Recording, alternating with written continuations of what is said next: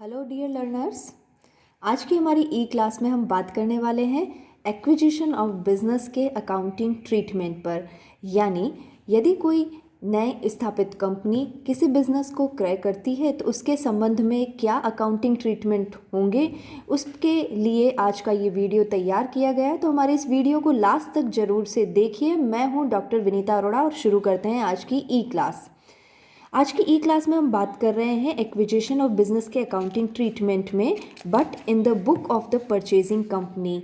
इससे पहले मैंने अपने पिछले वीडियो में, जिसका लिंक मेरे डिस्क्रिप्शन बॉक्स में दिया हुआ है और आप आई बटन पर क्लिक करके भी हमारे इस वीडियो को देख सकते हैं, कि जब भी कोई कंपनी किसी दूसरी कंपनी को परचेज करती है तो इस संबंध में दो पार्टीज बनती है, एक तो वेंडर कंपनी और दूसरा परचेजर कंपनी। वेंडर कंपनी वो होती है जो कि अपने बिजनेस को बेचती है और परचेजर कंपनी अपने बिजनेस को परचेज करती है। तो ऐसे संबंध में परचेजर कंपनी के पॉइंट ऑफ व्यू से ही हम बात कर रहे हैं, और क्योंकि यही एग्जामिनेशन पॉइंट ऑफ व्यू से इम्पॉर्टेंट भी है। तो in the books of purchaser company में परचेजर कंपनी क्या क्या एंट्री करेगी, तो उसकी बात हम आज करने वाले हैं। सबसे पहले जो जर्नल एंट्री होगी वो ये कि to purchase of asset and liabilities, यानी एसेट्स और लाइबिलिटीज़ जो परचेज की जाती है परचेजर कंपनी द्वारा वेंडर कंपनी की, उन्हें किस तरह से आपको बुक्स ऑफ अकाउंट्स में दिखाना है। तो यहाँ पर मैं बात कर लेती हूँ। सबसे पहले यदि परचेज एसेट्स और लाइबिलिटीज़ को परचेज किया जाता है तो हमारी जो एंट्री बनेगी वो कुछ इस तरह से: सन्ड्री एसेट्स अकाउंट डेबिट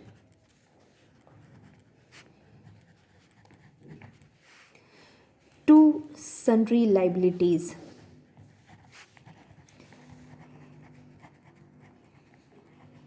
यहाँ पर अमाउंट किस रूप में लिखी जाएगी, इसके संबंध में हमने पिछले वीडियो में भी आपसे बात की थी। ध्यान जरूर दीजिएगा, उस वीडियो को जरूर से देखिए, क्योंकि सन्ड्री एसेट और सन्ड्री लाइबिलिटीज़ जो ली जाएंगी वो सभी रीवैल्यूड प्राइस पर ली जाएंगी। रीवैल्यूड प्राइस से मतलब एसेट्स और लाइबिलिटीज़ को परचेज करने से पहले परचेजिंग कंपनी उन एसेट्स और लाइबिलिटीज़ को रीवैल्यूड करवाती है। तो उन रीवैल्यूड प्राइस पर उन सभी एसेट और लाइबिलिटीज़ को लिया जाएगा। लेकिन यदि बुक में, यदि क्वेश्चन में किसी भी तरह से किसी एसेट और लाइबिलिटी के संबंध में रिवैल्यूएशन प्राइस नहीं दी हुई हो तो आपको बुक वैल्यू पर काम करना होगा। That is important. या तो रिवैल्यूड प्राइस जो आपको गिवन है उस पर काम करें, और यदि रिवैल्यूड प्राइस नहीं गिवन है, question is silent regarding the revalued price, that means आपको बुक वैल्यू पर काम करना होगा। Finally sundry asset account debit to sundry liabilities, और यहाँ पर टू वेंडर अकाउंट। यहाँ वेंडर अकाउंट में आपको जो अमाउंट लिखना होगा वो परचेज कंसिडरेशन का लिखना होगा। परचेज कंसिडरेशन को हमने अपने पिछले वीडियो में समझाया गया है, इसे आप अच्छे से गो थ्रू कीजिए। यहाँ जो इम्पॉर्टेंट बात मैं आपको बताना चाह रही हूँ वो ये कि यहाँ कुछ बैलेंसिंग फिगर निकल कर आएगा। ये बैलेंसिंग फिगर क्या होता है?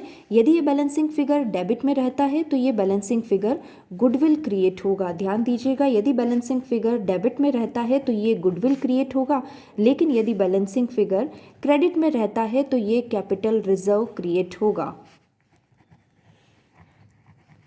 तो यानी इस तरह से हमारी जो फाइनल एंट्री बनने वाली है वो कुछ इस तरह से: sundry asset account debit to sundry liabilities to vendor. Finally आप बैलेंसिंग फिगर देखिए। यदि बैलेंसिंग फिगर डेबिट में है तो इसे गुडविल क्रिएट कीजिए, और यदि बैलेंसिंग फिगर क्रेडिट में है तो इसे कैपिटल रिजर्व क्रिएट कीजिए। हमारी फर्स्ट एंट्री बनी to purchase of asset and liability.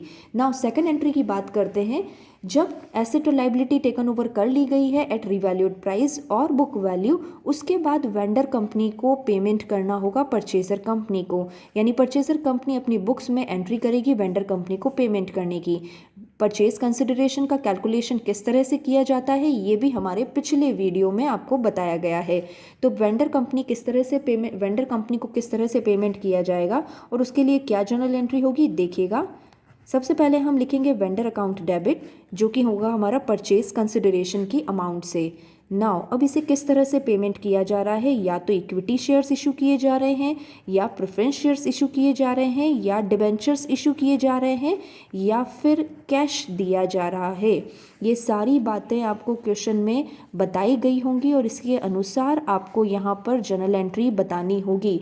यदि equity share, preference shares, debentures को डिस्काउंट पर, प्रीमियम पर इशू किया गया है तो बिल्कुल उसी तरह से एंट्री की जाएगी जिस तरह से हम अपने पिछले चैप्टर्स में इक्विटी शेयर्स, प्रेफरेंस शेयर्स या डिबेंचर्स को इशू करते वक्त करते हैं और जो हमने सीखी भी है। तो ये कुछ 2 एंट्रीज़ हमारे अकाउंटिंग ट्रीटमेंट में मेनली रहेगी। जब एक परचेजिंग कंपनी किसी कंपनी को परचेज करती है तो वेंडर कंपनी के एसेट्स एंड लाइबिलिटीज़ ली जाएंगी और वेंडर कंपनी को पेमेंट किया जाएगा। एक क्वेश्चन हम देखते हैं इसी से रिलेटेड। ये क्वेश्चन क्या कहता है, कुछ इंपॉर्टेंट बातें जो आपके क्वेश्चन के सोल्यूशन के लिए ज़रूरी है उन्हें मैंने यहाँ नोट डाउन किया है। एक कंपनी ने बी लिमिटेड को एक्वायर किया है 11,60,000 रुपये से। तो गाइज़ यहाँ पर 11,60,000 रुपये परचेज कंसिडरेशन होंगे। ये परचेज कंसिडरेशन आपको डायरेक्टली गिवन है, नेट पेमेंट मेथड यहाँ पर फॉलो हुआ है।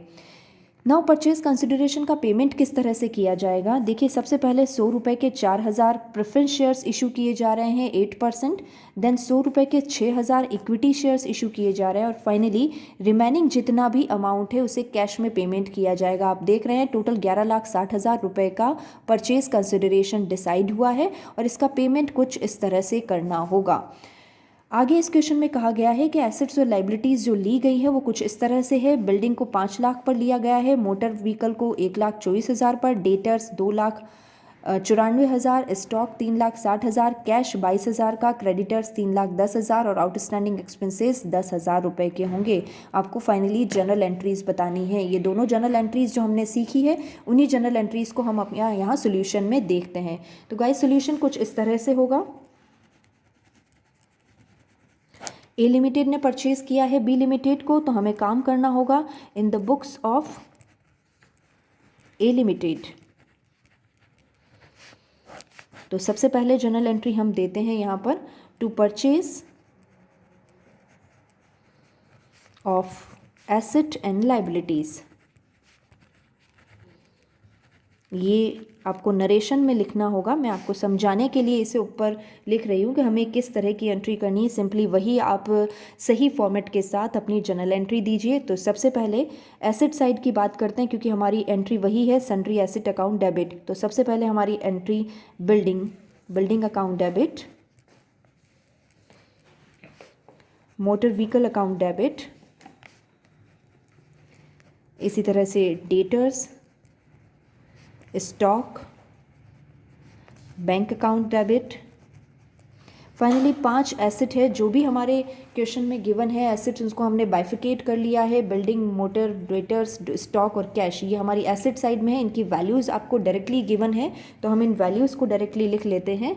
5 लाख, 1,24,000, 2,94,000, 3,60,000 एंड 22,000।